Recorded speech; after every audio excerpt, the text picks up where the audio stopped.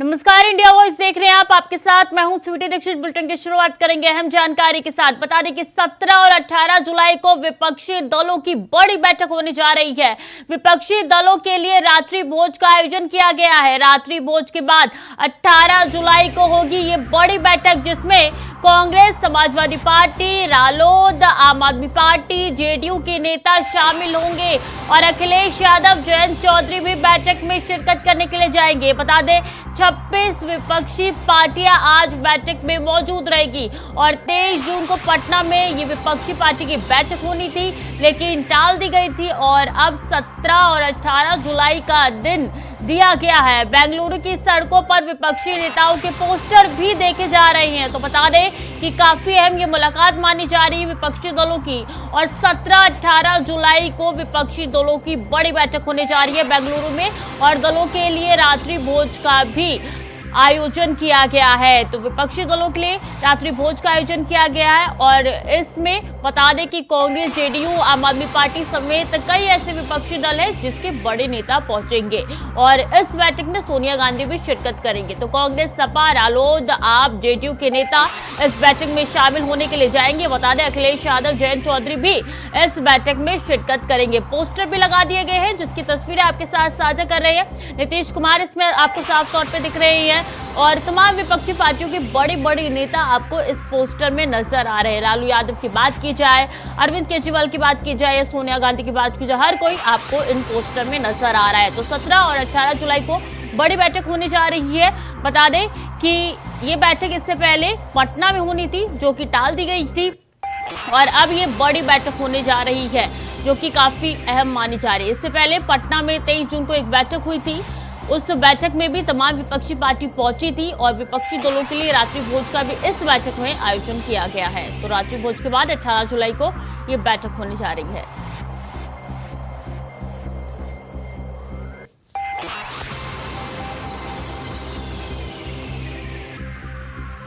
इसी खबर में ज्यादा जानकारी के साथ दिनकर आनंद हमारे साथ जुड़ चुके हैं। दिनकर, 17 और 18 जुलाई का दिन बड़ा है विपक्षी दलों के लिए। जी बिल्कुल, छुट्टी बता दें कि आज और कल का दिन बहुत अहम होने वाला है विपक्षी दलों के हिसाब से, क्योंकि आज बेंगलोर में सभी दल एक बार फिर से जुटेंगे। पिछली बैठक 23 जून को पटना में हुई थी, जिसके बाद एक संदेश गया था कि 2024 में नरेंद्र मोदी और बीजेपी के खिलाफ विपक्ष एकजुट होने की कवायद में जुटा है। लेकिन उसके बाद एक पीछ फंसा अरविंद केजरीवाल का मामला, जिन्होंने अध्यादेश पर कांग्रेस के साथ डील करने की बात कही और उन्होंने कहा कि जब तक कांग्रेस मुझे समर्थन नहीं करता तब तक मैं दूसरी बैठक में शामिल नहीं होऊंगा, या यूं कहे कि जिस जगह पे कांग्रेस होगी वहां पे नहीं जाएंगे। लेकिन कल केसी वेणुगोपाल और जयराम रमेश ने ट्वीट करके और बाकायदा बयान देकर यह कहा कि हम किसी भी संवैधानिक ढांचे पर हो रहे प्रहार को विरोध करते हैं, इस लिहाज से आम आदमी पार्टी के अध्यादेश को समर्थन करेंगे। इसके बाद आज आम आदमी पार्टी भी शामिल होती है। अब देखना यह होगा कि आज की बैठक में जिस तरीके से दावा है कि 24 दल शामिल होंगे, पिछली बैठक में लगभग 15 से 16 दल शामिल हुए थे, 8 अलग अलग दलों को और इनवाइट किया गया। क्या विपक्ष के 24 दल शामिल होंगे? अगर होते हैं तो एनडीए के खिलाफ एक बड़ी लड़ाई की कवायद आज से शुरू हो जाएगी, क्योंकि इस बैठक में दूसरे दौर की बैठक में खुद सोनिया गांधी भी मौजूद होंगी और सोनिया गांधी का रहना कई मायनों में अहम है। छुट्टी जी बिल्कुल, कई मायनों में अहम है। लेकिन देखिए, जहां 17 और 18 जुलाई का दिन बताया जा रहा है विपक्षी दलों की बैठक की, तो वही दिन कर देखिए 18 जुलाई को एनडीए भी अपना शक्ति प्रदर्शन करने जा रही है। तमाम उनके जो घटक है वो इस बैठक में जुड़ने वाले हैं। तो दोहरा बैठक यहाँ पे होने जा रहा है। 18 जुलाई का दिन काफी अहम है राजनीति में। जी बिल्कुल, जहां विपक्ष की बैठक 2 दिनों तक चलने वाली है, वहीं आपको बताएं कि बीजेपी और एनडीए की बैठक जो है वो एक दिन 18 तारीख को दिल्ली के अशोका होटल में होनी है। आपको बता दें एनडीए की दरअसल कोशिश यह है कि जितने भी उसके जो छोटे छोटे दल थे वो अलग, जो उससे उनके कुनबे जो अलग हो गए थे उनको एक साथ साझ लिया जाए। लिहाजा आपने देखा कि किस तरीके से ओम प्रकाश राजभर की सुभाषपा को कल अमित शाह ने शामिल कराया। बिहार के हिंदुस्तानी अवाम मोर्चा जीतन राम मांझी को पार्टी को इन्विटेशन लेटर दिया गया है। चिराग पासवान को फिर से साधने की कवायद हुई है। यानी कहीं ना कहीं बीजेपी और नरेंद्र मोदी को भी लगने लगा है कि अगर ताजा विपक्ष एक साथ एकजुट होगा तो टक्कर मिलेगी। अगर एक सीट एक विपक्ष का कैंडिडेट का फॉर्मूला पास होता है विपक्षी गठबंधन में, तो कहीं ना कहीं 24 की लड़ाई बहुत दमदार होने वाली है। 24 की लड़ाई होने जा रही है। बारात की तैयारी हो चुकी है, लेकिन सवाल एक ही उठ रहा है कि दूल्हा कौन रहेगा। जी बिल्कुल, इस पे लगातार विपक्षी दलों की तरफ से चुप्पी साध ली जा रही है, क्योंकि विपक्ष का कहना है कि हमारे यहाँ किसी फेस के चुनने के लिए लड़ाई नहीं की जाती। दरअसल भारत के संविधान में अलग अलग सांसदों को चुना जाता है प्रधानमंत्री के तौर पे, उसके बाद वो अपना नेता चुनते हैं। इसी में होता यह है कि कोई विपक्षी दल अपना पहले से प्राइम मिनिस्टर कैंडिडेट घोषित कर देता है, लेकिन अब तक के इतिहास को देखें तो जब भी विपक्षी गठबंधन सत्ता में आई है, चाहे वो 77 की बात कर ली जाए, या तो वो 84 की, या तो वो 89 की बात कर ली जाए, या तो 96 की बात कर ली जाए, जब भी विपक्षी दल एक साथ आए हैं, पहले कभी भी कोई पोस्टर बॉय या यूं कहें कि प्राइम मिनिस्टर के कैंडिडेट घोषित नहीं थे। मसलन 2004 में जब मनमोहन सिंह प्राइम मिनिस्टर बने, उस वक्त भी पीएम कैंडिडेट घोषित नहीं था। स्वीटी, बिल्कुल, ये तो इसमें कोई दोहराई नहीं है कि जब जब विपक्षी दल एक साथ आते हैं तब तब सत्ता पक्ष पे हावी हो जाते हैं, और यही कारण है कि विपक्षी दल एकजुट नजर आ रहे हैं नजर होते हुए। लेकिन बात की जाए तो बीएसपी का क्या, बीएसपी क्यों नहीं इसमें दिख रही है कहीं भी? श्रुति, लगातार बहुजन समाजवादी पार्टी और मायावती को लेकर विपक्षी दलों में एक ऐसा मैसेज गया है कि बीजेपी के खिलाफ बीएसपी नहीं जा सकती। हालांकि इसको इस तौर पे भी देखा जाना चाहिए कि 2019 के लोकसभा चुनाव में समाजवादी पार्टी और बीएसपी एक साथ मिलकर चुनाव लड़ रही थी, यानी बीजेपी के सीधे ओपोनेंट, और उसका खामियाजा बीजेपी को भुगतना पड़ा। जहां 2014 के लोकसभा चुनाव में बीजेपी के पास 72 सीटें उत्तर प्रदेश में थी, वहीं 62 सीटों पर खिसक कर बीजेपी आ गई, यानी 18 सीटों का जो दायरा था उसमें 10 सीटें बीजेपी घट गई। तो यानी कि कहीं ना कहीं मायावती अगर साथ में आती तो और स्ट्रांग हो सकता था विपक्ष, लेकिन मायावती को लेकर लगातार जिस तरीके से अखिलेश यादव का कहना है, कांग्रेस के एक तबके को मानना है कि वो बीजेपी की बी टीम के तौर पे काम करती है, वो विरोध नहीं करती हैं, वो सारी बातों को लीक कर देंगी, इस वजह से उन्हें इन्वाइट नहीं किया गया। उनके अलावा अगर देखें तो टीआरएस को इन्वाइट नहीं किया गया है, एआईएमआईएम को इन्वाइट नहीं किया गया, वाईएससीआरपी को इन्वाइट नहीं किया, बीजेडी को इन्वाइट नहीं किया गया है। कुछ दल ऐसे हैं जिनको इन्वाइट नहीं किया गया है और वो एनडीए की बैठक में भी शामिल नहीं हो रहा स्वीटी। यानी उनका रुख क्लियर है कि हम न्यूट्रल रहेंगे, जैसा रुख होगा, जैसा माहौल बदलेगा, उस हिसाब से अपना वो फैसला करेंगे। जी बिल्कुल, अब देखना होगा कि इस बैठक का निष्कर्ष क्या निकलता है। बहुत बहुत धन्यवाद दिनकर आपका तमाम जानकारियों के लिए।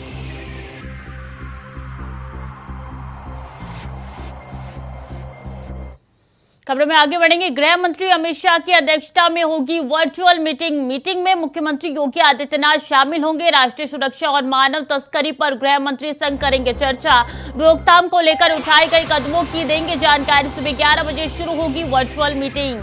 तो इसमें बता दें कि गृह मंत्री अमित शाह इसकी अध्यक्षता करेंगे। मीटिंग में मुख्यमंत्री योगी आदित्यनाथ भी शामिल होंगे, कई बड़े नेता भी इस मीटिंग में शामिल होंगे। बता दें इस मीटिंग में राष्ट्रीय सुरक्षा और मानव तस्करी पर गृह मंत्री संग चर्चा की जाएगी। काफी अहम ये मीटिंग बैठक मानी जा रही है। गृह मंत्री अमित शाह की अध्यक्षता में ये वर्चुअली मीटिंग होने जा रही है। बता दें इसमें मुख्यमंत्री योगी आदित्यनाथ भी शामिल होंगे और राष्ट्रीय सुरक्षा और मानव तस्करी पर इस मीटिंग में चर्चा होने जा रही है। तो वर्चुअली अमित शाह इसकी अध्यक्षता करने जा रहे हैं। केंद्रीय गृह मंत्री अमित शाह द्वारा इस मीटिंग की अध्यक्षता होगी, वर्चुअली होगी और रोकथाम को लेकर उठाए गए कदमों की जानकारी भी वो इस मीटिंग में देंगे, जो कि सुबह 11 बजे होने जा रही है। सुबह 11 बजे का वक्त बताया जा रहा है जब ये मीटिंग होने जा रही है, जिसकी अध्यक्षता गृह मंत्री अमित शाह द्वारा होगी। और बता दें कि इसमें मुख्यमंत्री योगी आदित्यनाथ भी शामिल होंगे। काफी अहम ये मीटिंग मानी जा रही है, क्योंकि जिस तरीके से सुरक्षा को लेकर कई सवाल खड़े हो रहे हैं और ऐसे में राष्ट्रीय सुरक्षा और मानव तस्करी पर इस मीटिंग में चर्चा की जाएगी। काफी अहम ये मीटिंग मानी जा रही है।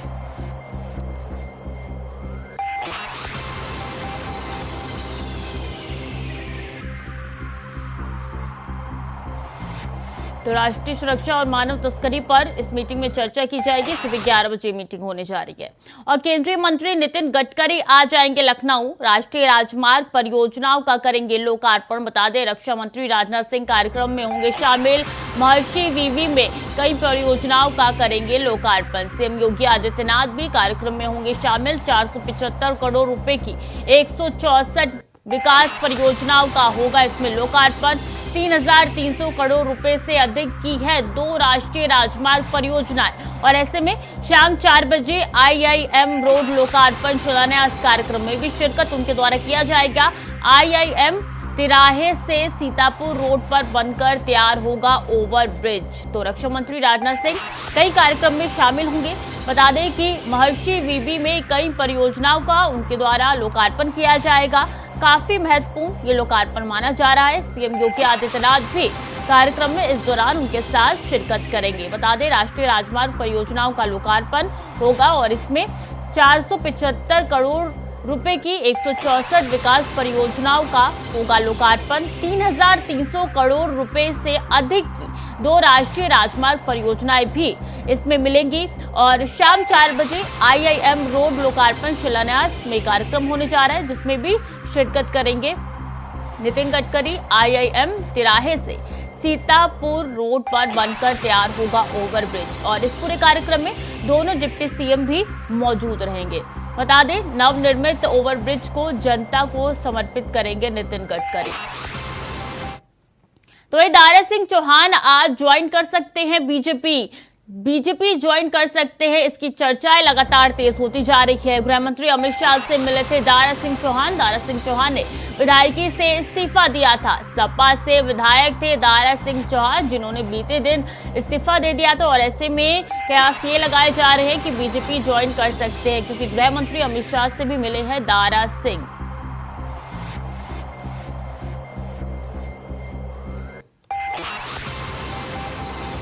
तो सावन महीने का आज दूसरा सोमवार है। भारी संख्या में श्रद्धालु पहुंच रहे हैं बाबा के दरबार। सुबह से ही श्रद्धालु कर रहे हैं दर्शन और पूजन। श्रद्धालुओं से दर्शन पूजन को लेकर भारी उत्साह। जलाभिषेक करने के लिए कांवड़िया पहुंचे हैं काशी विश्वनाथ मंदिर और भीड़ को देखते हुए सुरक्षा व्यवस्था के पुख्ता इंतजाम कर लिए गए हैं। भारी संख्या में की गई है पुलिस फोर्स की तैनाती और हर हर महादेव के जय घोष से गूंज रहा है मंदिर परिसर। ये तस्वीरें काशी विश्वनाथ मंदिर के बाहर की है। भारी संख्या में यहाँ पे पुलिस बल मौजूद है, सुरक्षा के पुख्ता इंतजाम है और यहाँ पे श्रद्धालु भी यहाँ पे काफी संख्या में पहुंच रहे हैं। उनकी भीड़ उमड़ी हुई नजर आ रही है। तो देखिए, जलाभिषेक करने के लिए श्रद्धालु पहुंच रहे हैं और यहाँ पे पुलिस की भी मौजूदगी भारी संख्या में है। आज सावन महीने का दूसरा सोमवार है और ऐसे में काफी अहम ये हो जाता है।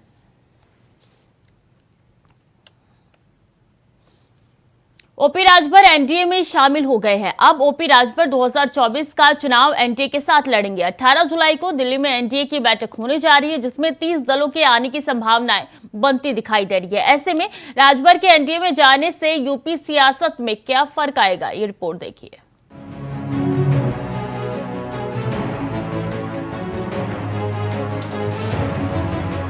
दो 2024 के लोकसभा चुनाव को लेकर तैयारियां तेज है।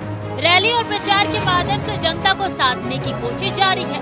जहां बीजेपी टिफिन पर चर्चा कर रही है, तो वहीं विपक्ष महा बैठक कर रहा है।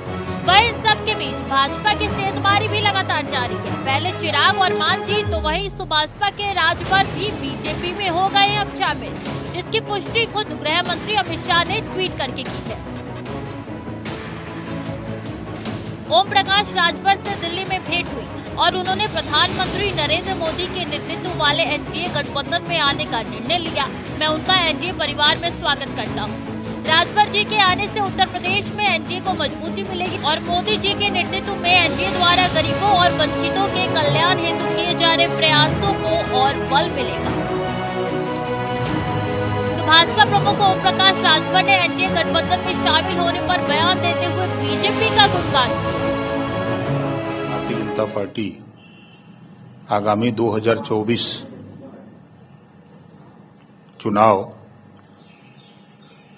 मिलकर लड़ने का जो 14 तारीख को दिल्ली में माननीय अमित शाह जी से मुलाकात हुई और लगभग 1 घंटे विभिन्न बिंदुओं पर जो गरीब, कमजोर, वंचित, शोषित, पीड़ित हैं उनके उत्थान के लिए और जो समाज में जरूरत है कि चाहे थाने की समस्या हो, तहसील की समस्या हो, ब्लॉक की समस्या हो, जो गरीब कमजोर हैं उनको छतरी की आवश्यकता थी।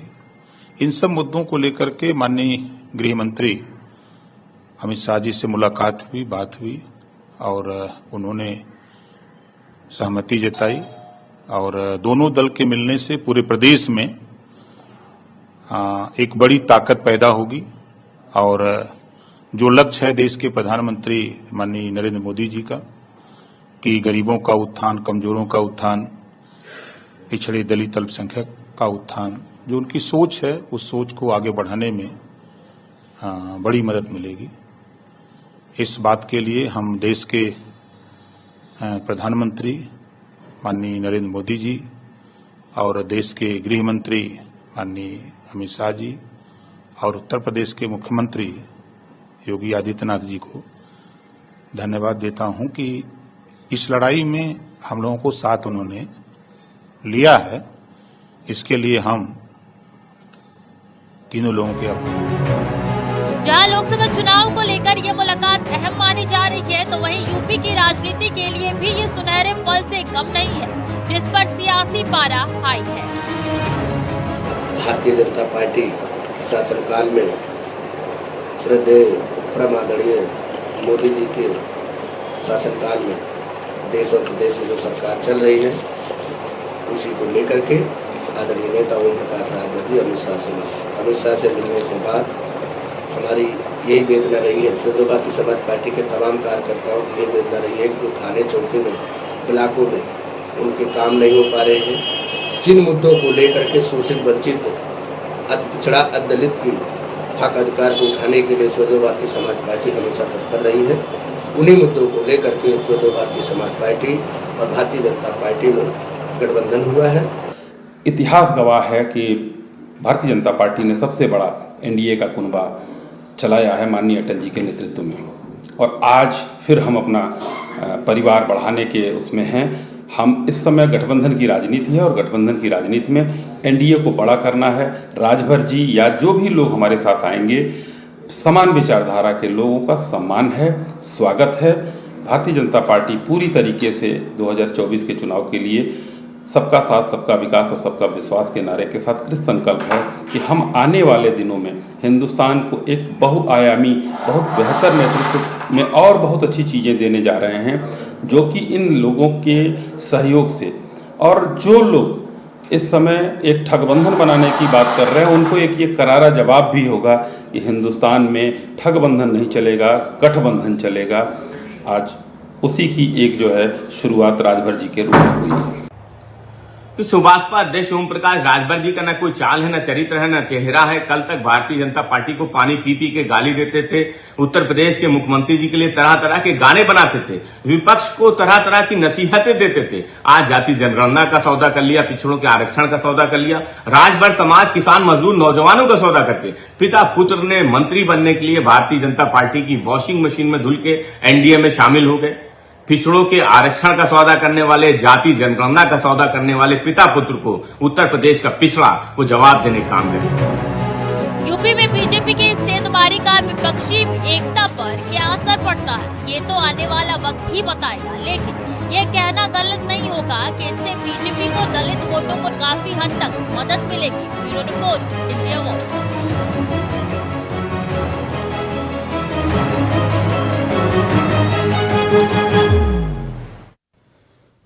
तो फिलहाल के लिए बुलेटिन में इतना ही। खबरें लगातार जारी है, देखते रहिए इंडिया वॉइस।